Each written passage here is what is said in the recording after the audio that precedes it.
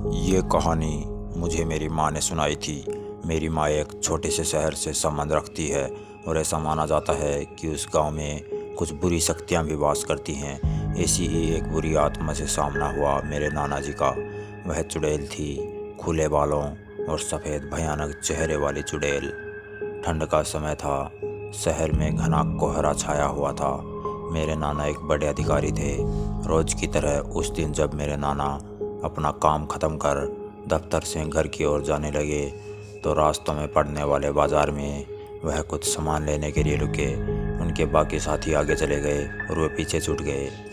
सामान लेते लेते उन्हें टाइम का पता ही नहीं चला और जब नाना जी ने अपनी घड़ी देखी तो टाइम देखकर उन्हें लगा कि आज घर पहुंचने में बहुत देर हो जाएगी।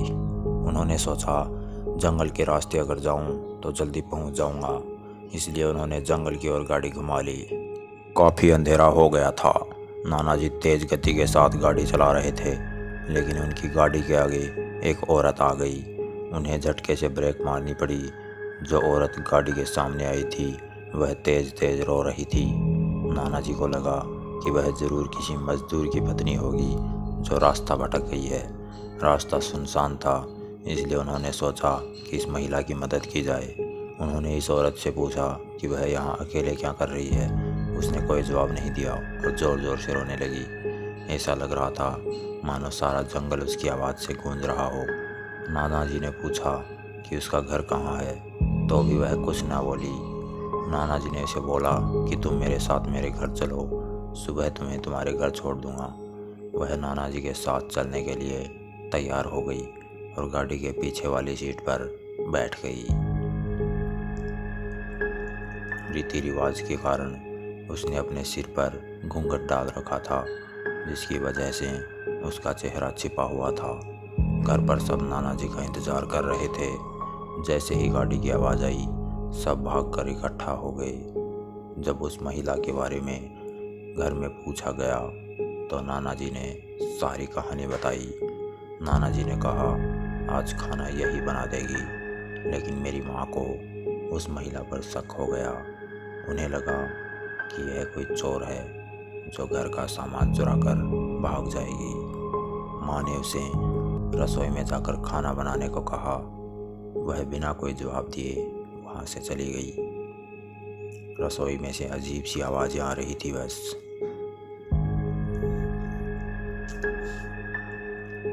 रसोई में सारा सामान रखवाकर मेरी माँ ने उसे कहा कि सब भूखे हैं, इसलिए जल्दी खाना बना दे। उसे रसोई में भेज तो दिया, लेकिन माँ का मन अभी भी शांत नहीं हुआ। 10 मिनट बाद माँ रसोई में पहुंची तो देखा अभी वह तेले में से मछलियाँ निकाल ही रही थी। यह देखकर माँ को गुस्सा आ गया। उन्होंने उसे बोला कि अभी तक तुमने खाना बनाना शुरू ही नहीं किया, कब बनेगा और कब हम खाएंगे।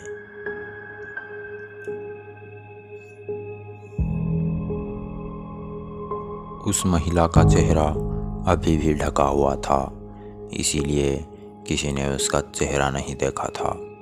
माँ उसका चेहरा देखने की कोशिश करती रही, लेकिन उन्हें उसकी झलक भी दिखाई नहीं दी।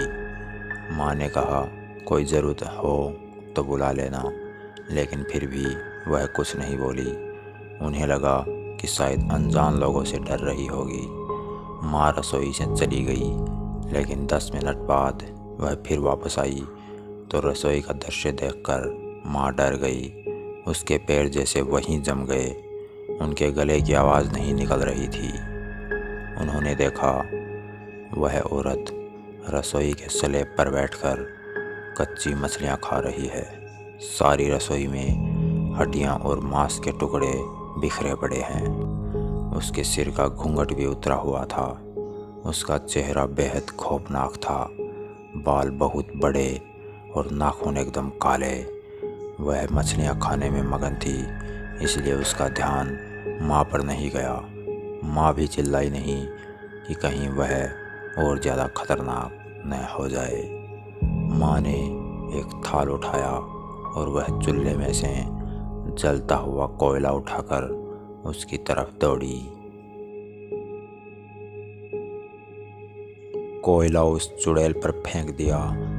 आग की जलन की वजह से वह डायन तेज तेज आवाज़ें निकालने लगी। उसकी आवाज़ सुनकर सारा घर इकट्ठा हो गया। उसे आग दिखाकर घर से बाहर निकाला गया। उसकी आवाज़ इतनी तेज़ थी कि आसपास के लोगों का भी बाहर जमावड़ा लग गया। वह डायन लोगों की भीड़ को हटाते हुए जंगल की तरफ दौड़ी। सारे लोग डर के मारे कांप रहे थे और मेरी माँ की हिम्मत की दाद भी दे रहे थे कि अगर उन्होंने सही समय पर कोयले से उस डायन को भगाया नहीं होता तो ना जाने क्या हो जाता। दोस्तों, ऐसी ही और स्टोरीज देखने के लिए चैनल को सब्सक्राइब ज़रूर कीजिए। धन्यवाद।